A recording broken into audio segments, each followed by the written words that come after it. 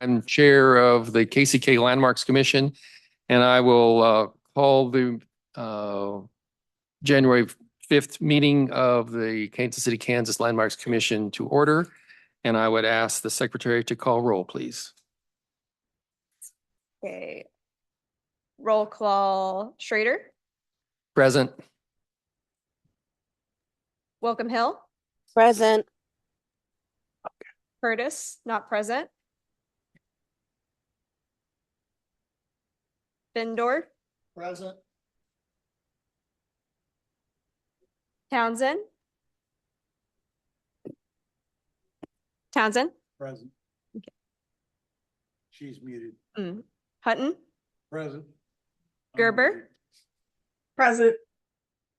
And Chamberlain, not present. Thank you.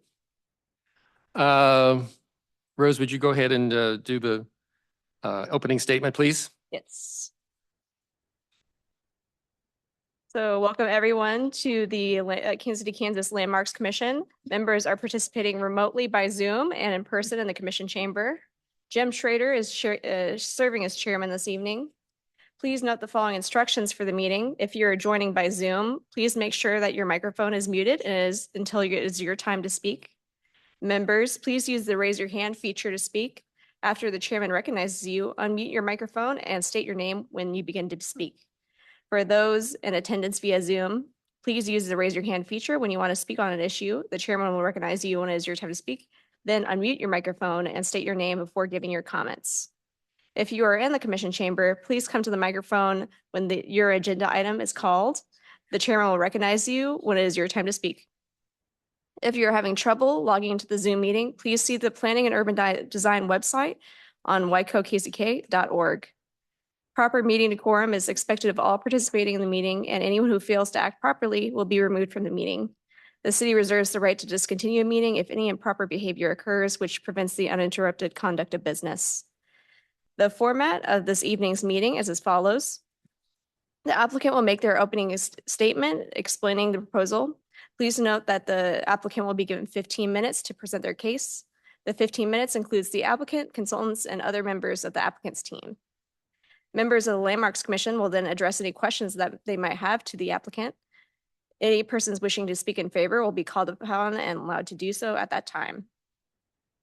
Then those in opposition will be called upon and allowed to make their statements and ask questions. Please note that each member of the public who wishes to speak will be given 5 minutes to express their opinions. Time might not be shared between speakers. Each speaker will be allowed to speak one time unless a question is directed towards them. The Landmarks Commission is required to disclose any contact with regard to any application on the agenda. I will ask if any contact has been made with the public, commissioners, or other Landmarks Commission members. And at that time, the commission will disclose any contacts that they may have had. All right, and then we'll start out with approving the September 2nd, 2025 Landmarks minutes. So moved. Second. Okay. Would you please call for the vote? Okay. Well, usually we just do like all. Okay. All yeah. All in favor, say aye. Aye. All opposed? Okay. The minutes from September are approved. We will now move on to our first certificate of appropriateness.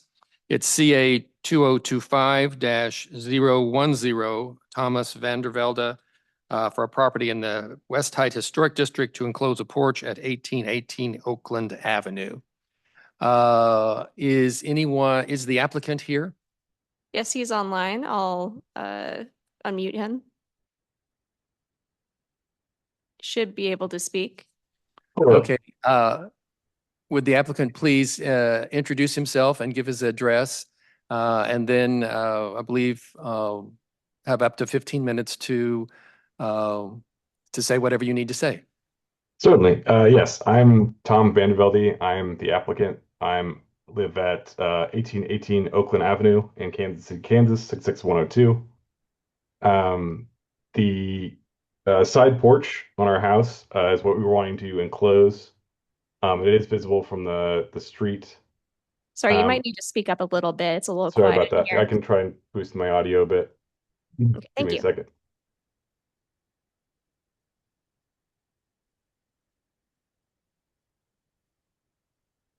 Is that better?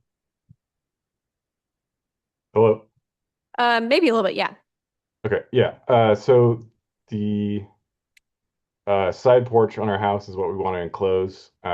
Basically just want to put in a wooden frame around the openings on the porch and add screen material. I think pretty minimal changes to the facade. I think it'll look more or less the same as it would before. I'm open to using like a screening material that would, be more or less see-through, translucent. In terms of like the neighborhood and um, changing the aesthetic of it, I think it's in line with a lot of what other houses in the neighborhood have. I went through the neighborhood and there's about 7 or 8 other addresses in the neighborhood that have similarly screened in porches. Um, yeah, I'm open to design changes, material changes, whatever it needs to do to um, get our side porch screened in. Thank you.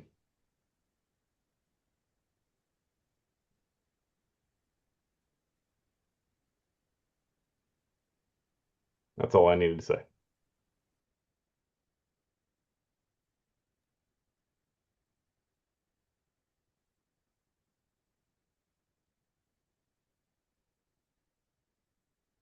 Couldn't hear him.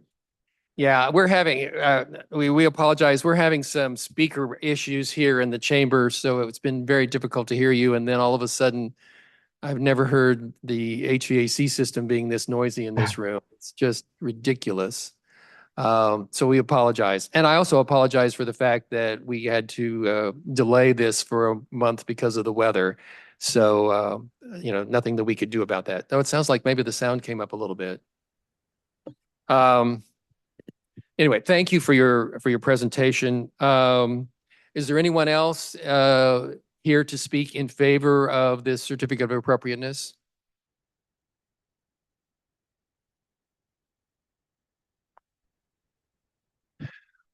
Hearing none, there's no one in the chamber. Is there anyone here to speak in opposition to the certificate of appropriateness?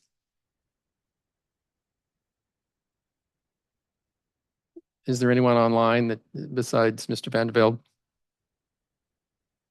No hands are raised. Okay.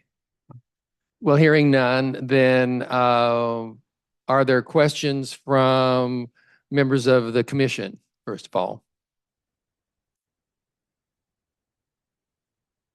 For the applicant? Yeah, for the applicant Staff? or for staff, either one. You turn on your microphone. And I want to remind everyone to please, that as this is recorded, please introduce yourself every time you speak. So, and I haven't been doing that myself, so I will do that.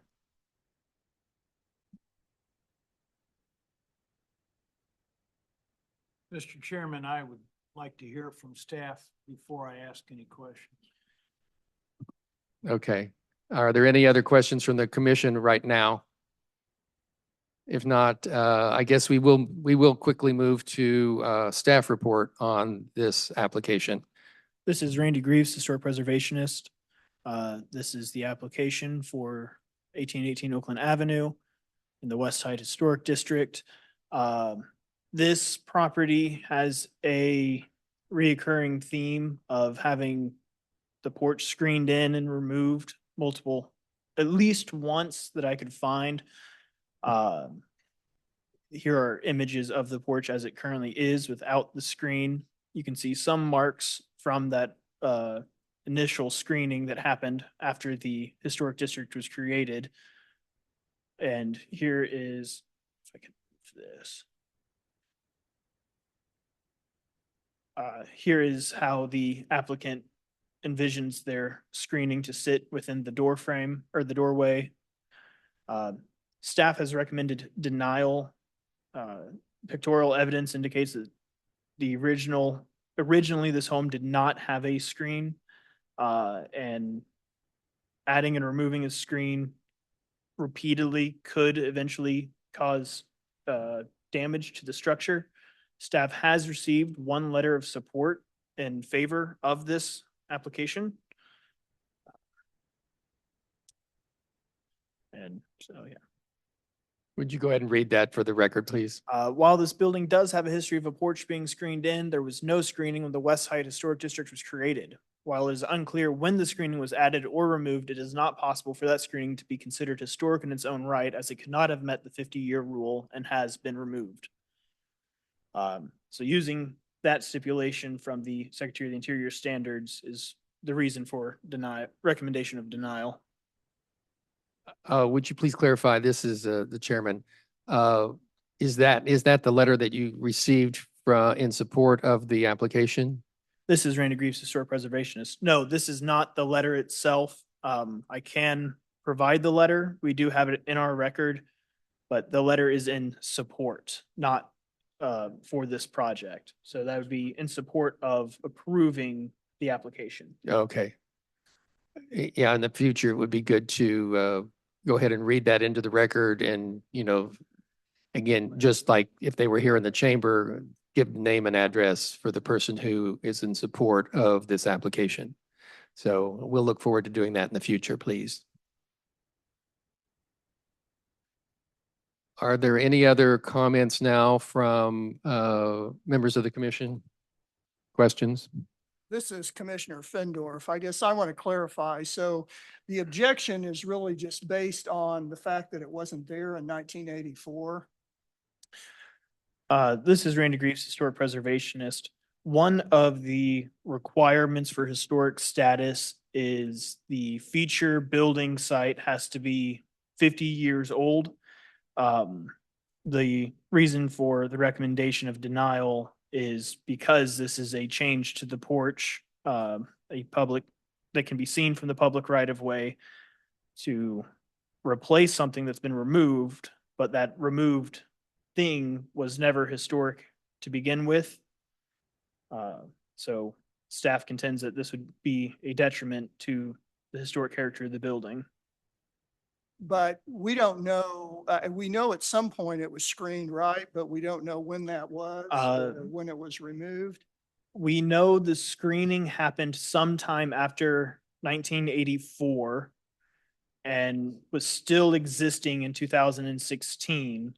So it was added sometime between there and then removed sometime between 2016 and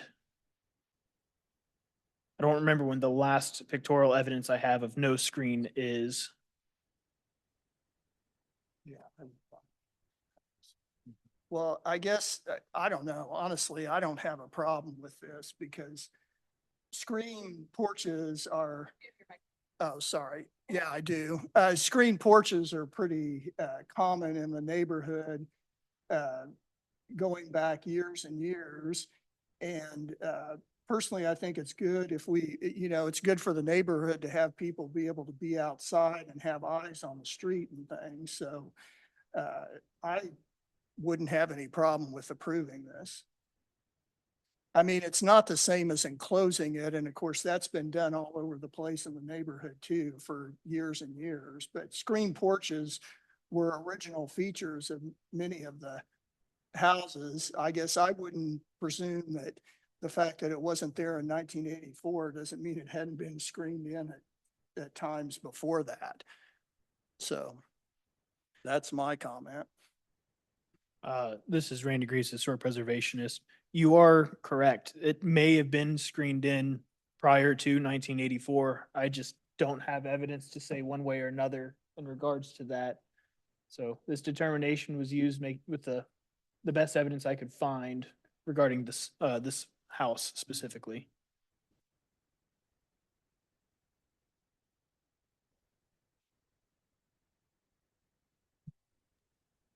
Okay, Commissioner Welcome Hill. Yes, sir. This is Commissioner Welcome Hill. Randy, to reiterate something that you said and to make sure that I did hear you properly, part of the reason for denial was the potential of the screens being removed in and out to cause structural damage. Is that correct? That is correct. Okay. In That, these, that- go ahead, please. in these images, there is what appears to be residue left on the brick, which my assumption is from the previous screening and its removal. And the limestone on the left, I can see some, I don't know if that's more of that residue or lines etched into the limestone. So, Well, that being the case, we cannot, I think, dictate on potential damage necessarily. If the homeowner agrees to maintain it and take care of it, I don't see that we can say, well, there's the potential that eventually something might happen. And as Commissioner Fendorf said, screened-in porches are very typical of this neighborhood and of their origin time as well. So that's just my 2 cents on the matter. Thank you. Yeah, one other question. All right, Commissioner Gerber. Thank you. Yeah, Linda Gerber. I agree with what Commissioner Welcome Hill just stated as well. And in addition, today, the screens that can be put on are so much better and are not an eyesore. You can see, you can make them almost transparent. So I just think the way it's done, it can be very practical, and I think it can look well for the neighborhood. And again, a lot of people have them, and it is also for some people a safety issue with mosquitoes and so forth. So I don't have a problem with it either. Commissioner Hutton. This is Bill Hutton, Commissioner. I would make a motion that we approve the request for the screened-in porch with the specific proviso that is only to be a screened-in porch, not to have glass windows or any other kind of plastic or whatever. What I see is a proposal with wood screens, which certainly would be appropriate for the time. We're not talking about aluminum windows or aluminum screens. So with that caveat, I would make a motion to approve this request as being in compliance with the historic district. Do I hear a second? This is Commissioner Welcome Hill. I would second that motion, please. Thank you. Any other comments before we go for a vote? Rose, would you please call roll, please? Welcome Hill, Aye. Fendorf, Aye. Townsend, Aye. Hutton, Aye. Gerber. Aye. Okay, motion carries 5-0. Okay, and we'll go to our next application, which is First of all, thank you very much, Mr. Van de Velde. Again, apologize for it having to take longer than we had anticipated, but good luck. You wouldn't be out on the screen porch right now. Thank you very much. I think I'm gonna head out now. All right, and now we'll move on. Sorry. all right, thank you. Yeah, so our next application is CA 2025-012, Community Baptist Church of Kansas City, Kansas. It is a retroactive certificate of appropriateness for demolition of a building in the environs of the West Hyde Manor Historic District at 1112 North 18th Street. Does anyone on the commission have any contacts to disclose on this application? Nope. Okay. All right, is the applicant here?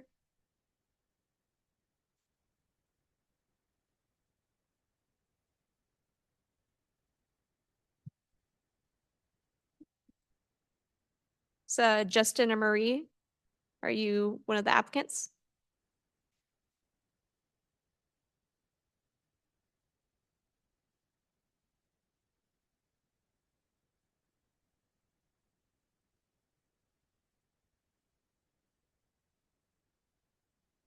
Okay. You can move on for now, but if you want to speak on this application, just raise your hand. Okay, so we're not sure whether the applicant is online. Okay.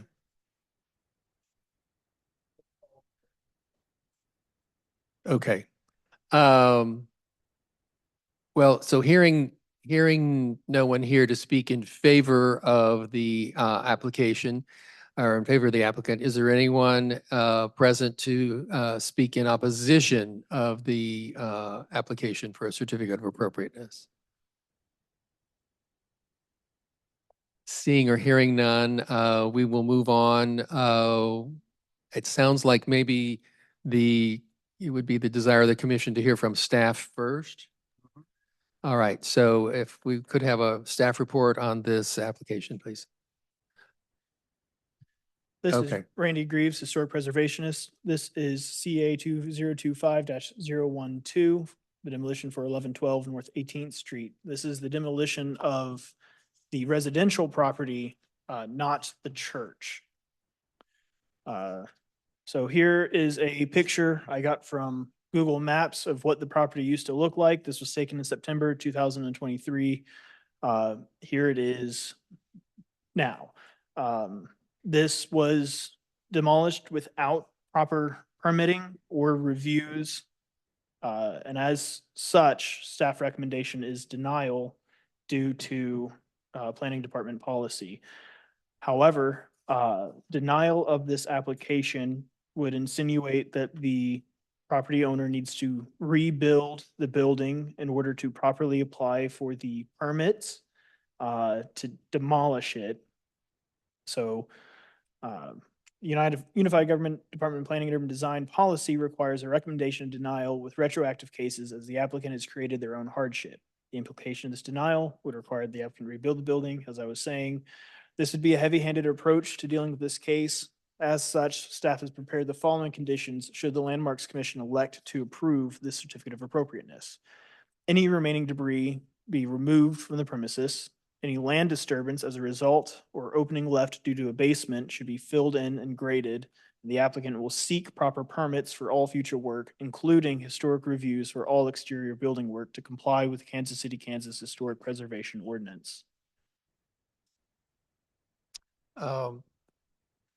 This is Chairman Schrader. I do have a clarification, or I'm asking for a clarification.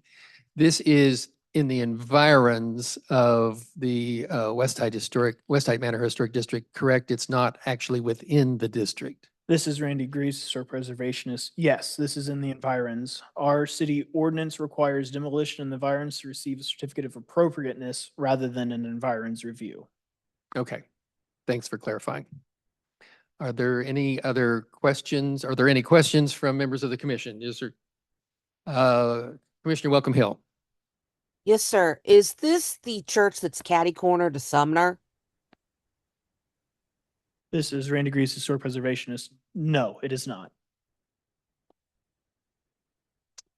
Are there any other It's questions? just a little, this is Commissioner Findorf. It's a little church that's been there on 18th Street for as long as I can remember, which goes back more than 60 years. It used to be a Seventh-day Adventist church originally. Oh, my Yeah. mistake. It's 18th Street, not 8th Street. I apologize. So, And for old timers, it's across the street from what used to be a Safeway. yeah, which got turned into a church and is now just vacant, I think. So, Right, but 40 years ago, there was a Safeway across the street. Which is where I stole peanuts when I was 5 and my parents made me go back. this is, Commissioner, might I remind you that you are on the record? Statute of limitations expired. Commissioner Findorf. yeah, just a question for you, Randy. So, what you're recommending is that we do the retroactive certificate of appropriateness with those 3 conditions there, and then planning can go through its regular process for if they want to put a curb cut or something to get up there for if it's going to be a parking lot or whatever. They'll have to meet all the requirements for a park. Or, yeah. This is Randy Greaves, Historic Preservationist. I as policy says, staff has to recommend denial. However, I have prepared conditions in case this commission should decide to instead approve this certificate of appropriateness, which would retroactively give permission for the demolition of the building. Any future work will have to meet the proper procedures and requirements, including but not limited to an environs review, which would be administrative unless they're demolishing more buildings. They will also need to seek proper permits from the Building Inspections Division. I've been in contact with Erin Downing and her team regarding this case. So we are working to get the applicant squared away with all relevant local ordinances and policies regarding the demolition. This is not an approval for any future work. That would still need to be submitted to the planning office and the other relevant offices to be reviewed at that time. Thank you. Commissioner Gerber had her hand up. Yes, Commissioner Gerber here. So a couple of questions for Randy Greaves. Is it still sitting in the same state with all the debris just sitting there? This is Randy Greaves, historic preservationist. My understanding is yes. Once the demolition was noticed, a stop work order was issued on the property, preventing them from being able to do anything until the relevant permits were received. I'm not 100% certain if they have cleared out the debris yet or not, but at the very least, there might be a basement left there that needs to be seen to. Okay. And so really, there's not any other option but to hold them accountable for removing that debris and doing everything right moving forward. You can't, it's unrealistic to go backwards. It seems like to me, that's just my 2 cents. Thank you. Commissioner Findor. Yes, I would make a motion that we approve the retroactive certificate. Who did? Okay, we'll go back to that. Sorry. Oh, Keep okay. going, Commissioner Findor. That we approve the retroactive certificate of appropriateness with the 3 conditions: that any remaining debris be removed from the premises, any land disturbance as a result or opening left due to a basement should be filled in and graded.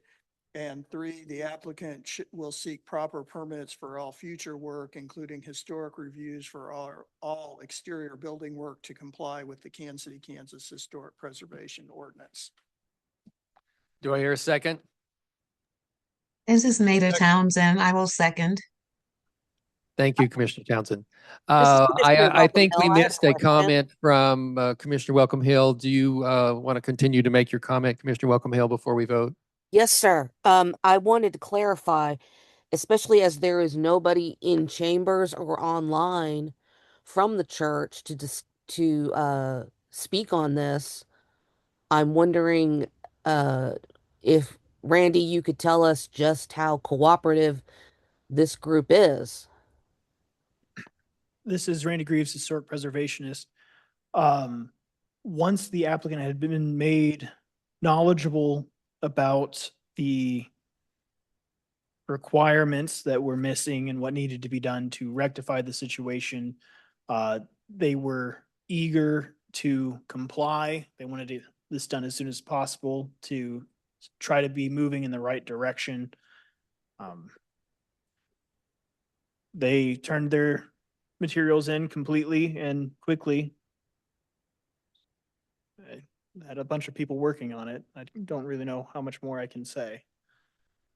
Thank you. This is Commissioner Welcome Hill. I just wanted to make sure that there was actual positive intent going on before we proceeded on voting on this matter.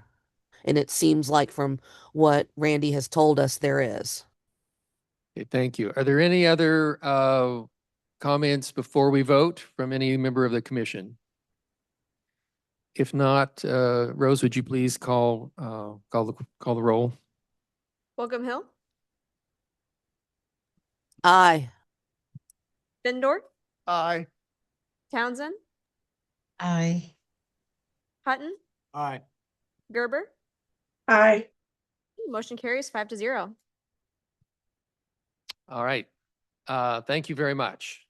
Really do appreciate that. I think it's an unfortunate situation, but it's the right thing to do. We now will move into reports, and I have been speaking with staff.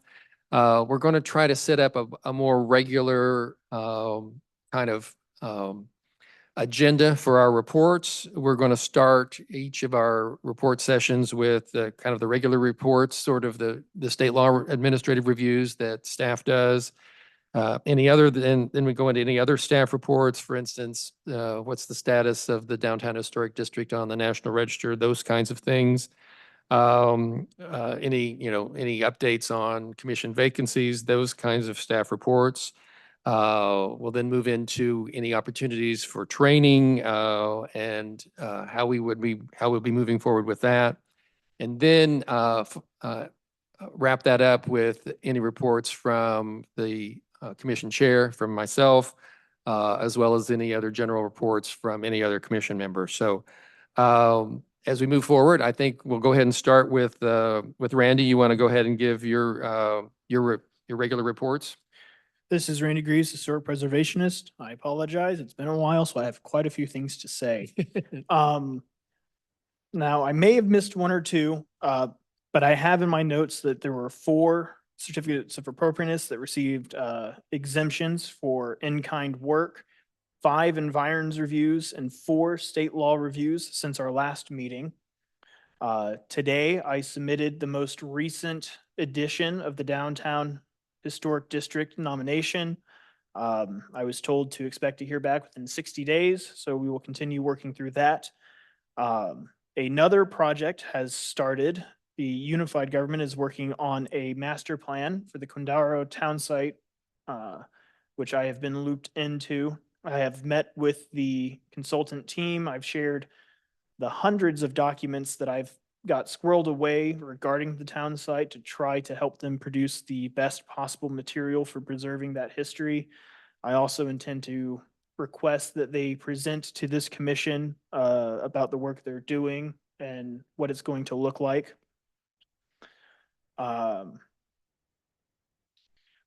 With the recent elections, we are anticipating the possibility of having a few new commissioners. We will be working on a presentation to do some commissioner training.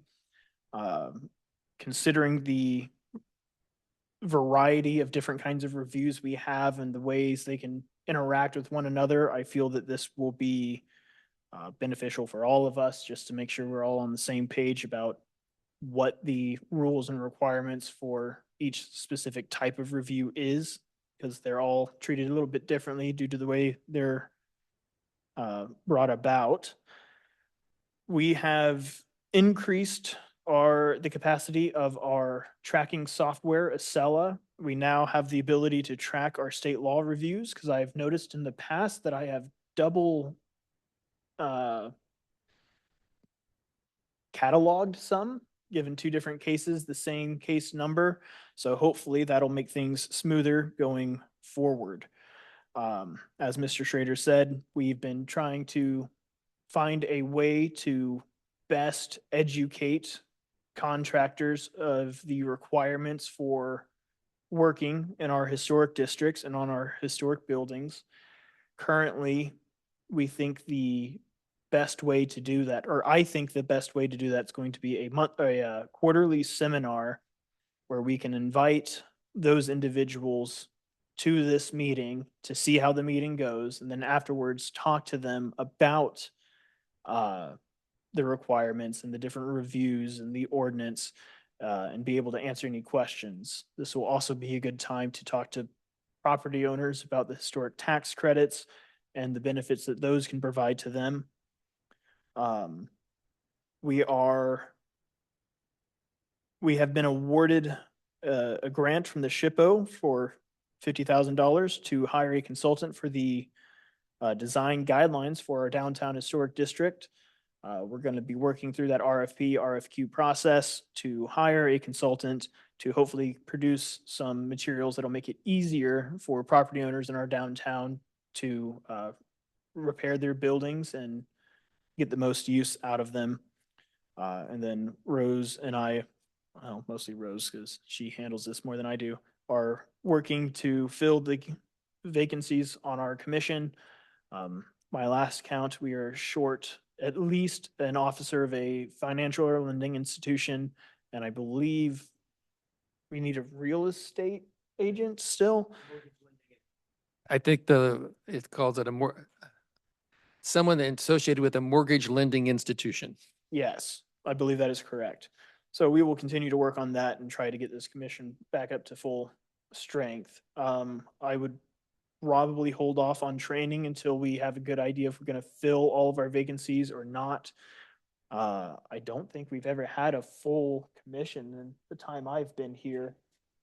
So it'd be nice to see that change. Well, we also, I've been here for almost 2 years and we've never had a training either, so. I know. but And we can't that's what wait. James- Yeah, we can't. Yeah, we can't wait. We have a full commission to do training because actually we're required. Yes. Somebody requires us. I think part of our CLG, our certified local government, we're required to have training once a year of some kind. So, but anyway, If I may go make a ahead, continue, suggestion, staff. I think in that case, we should pick a month, and if come whatever comes, if we have a full commission or Right. not, that is the month that we do the training, and I will have a presentation prepared for you, and we'll talk through it, and you get to listen to me a lot more than normal. As I will interrupt here a minute.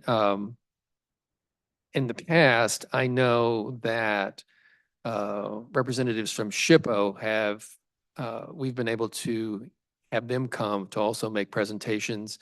And I believe whatever cost is covered by grants that SHPO grants us.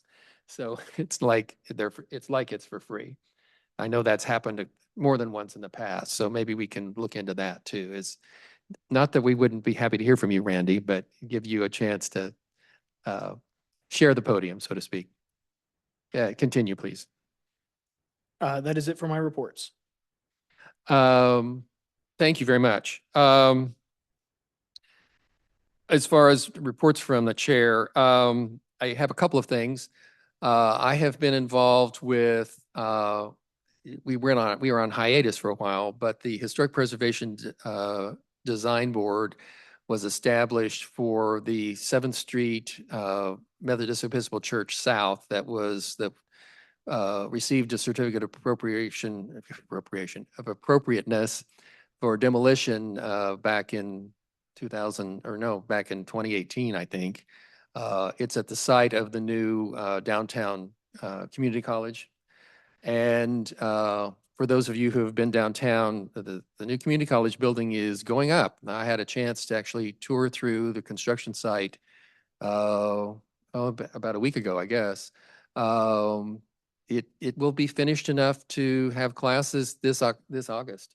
But part of the agreement was that there would be a commemoration of the 7th Street Church as part of the new construction. And there was as I said, Historic Preservation Design Board that was appointed with members from the UG and from the community and the community college. We did make a report in October of 21 before any demolition started. Several artifacts were preserved by the community college, and there's been a committee meeting for the last couple of months to put together a historic timeline that will be part of a conference room on the main level of the new facility. Those of you who've been out to the main campus of the community college out at 7250 State Avenue for the 100th anniversary or 100th birthday, whatever, of the community college, they did this nice long mural in the corridor there, basically it's a whole history of the county as well as a history of the community college over their first 100 years. This will be much smaller, but something similar to that. There's also, several stained glass windows are going to be reutilized with the redesign of the community college downtown facility. There's no longer going to be any ability to show some of the beautiful Victorian wooden arches that were on the interior of the facility. They're like 20 feet tall and the ceiling's only about 16 feet, so it doesn't really work. We are working to see if there's a possibility that we can at least do some kind of a three-dimensional model of what the interior of that wonderful church looked like. But we'll see how that's moving along. But I just wanted to make a report that there is going to be some commemoration of this high Victorian Gothic church that we lost to progress. A couple of other things. I was going back over the minutes. When we lost our chairman, David Meditz, last year due to his death, we had a middle of the year election for chair and vice chair. I went back over the landmarks ordinance, and it says that we need to have an election every year. It doesn't say specifically. Traditionally, we had done that at the first meeting of the year, which would have been this meeting. But I think I want to propose, unless there's a consensus to do otherwise, I would like to, at our next meeting, go ahead and have an election for our chair and vice chair for calendar year 2026 to kind of get back on schedule. No, I don't. I just kind of want consensus that I think that's what we will probably do. And I didn't want to do it without notice to people. So we'll plan on that as part of the agenda for the next. Right. So we'll just add that to the agenda for our next meeting. I did get just in the mail, in my email today, the planning department also received a grant from Mark to go ahead and, I guess we'll call it, finish an update to the UG zoning ordinance, which is somewhat important to us because the creation or the ordinance that controls the Landmarks Commission is part of the zoning ordinance. So some of you may remember back in like 2018, this process started and there was a big community-based group that worked with the UG on the entire new zoning ordinance, but the funding ran out and COVID happened and it never did quite get finished. So we will continue to work with that. And I've actually reached out to Ms. Marcy about that. So did you have something to say, Randy? This is Randy Greaves, historic preservationist. With everything going on, I can't believe I forgot all about the zoning code updates. I do have a big list of changes I want to consider being made to Good. the ordinance. I don't know if it's something we wait till we have the consultants and they're here to start discussing, or if I should bring it to you guys first and get your thoughts. What's going to be the best way to proceed with this? Yeah, if you'd send us your recommendations, I like that. I like that idea too. Send us the current ordinance, that part of chapter 27 or whatever the number is, as it is today, and then some of your recommendations for us, and we can have that as part of our general discussion at the end of the meeting next month. I think that would be the best way to do that. In that case, it might be best if I just make a presentation. That way we can look at. And we can do both. Yeah. I mean, it'd be nice to have copies, if possible, it'd be nice to have something ahead of time, and then it would be great for you to explain it. So that would be perfect. I will attempt to do both. Are there any other comments? I do have one more after this, but kind of in closing, but is there any other comments or reports that any member of the commission would like to make? Mr. Chairman, may I make one comment? Yeah, it's on. Just one. Sure, go ahead, Mr. clarification. Farley. Thank you, Mike Farley, Legal Department. I just want to clarify the presentation for next month.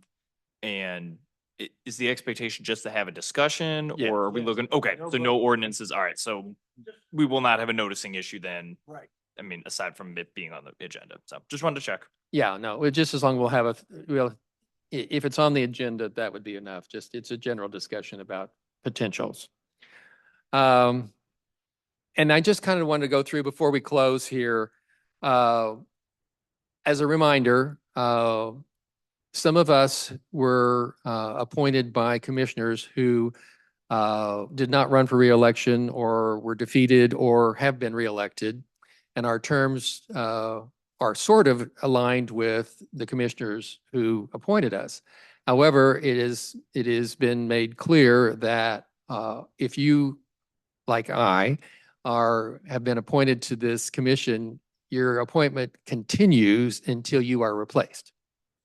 So I would encourage those folks were appointed by a commissioner who is just restarting or no longer on to, reach out to Commissioner, whoever's district appointed you to say, yes, I would like to be reappointed. It would just be an easy way to get that moving forward.